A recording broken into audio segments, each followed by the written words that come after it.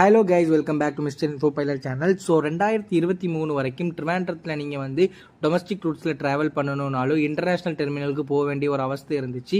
So அந்த அவஸ்தை வந்து இப்போ உங்களுக்கு இருக்க போகிறது இல்லை. ஏன் அப்படின்னு பார்த்துக்கிட்டிங்கன்னா, இந்த 2024 ஜனவரி 5ஆம் தேதியிலிருந்து ஏர் இண்டியா எக்ஸ்பிரஸோட டொமஸ்டிக் ஃப்ளைட்ஸ் எல்லாமே வந்து டெர்மினல் 1, அதாவது சங்கமுகத்தில் இருக்கிற டொமஸ்டிக் டெர்மினலில் இருந்து ஆப்ரேட் பண்ண ஆரம்பிச்சிட்டாங்க. ஸோ அதை தொடர்ந்து இப்போ வந்து ஏர் இண்டியாவோடைய ஒரு 4 ஃப்ளைட்ஸ் இருக்குது.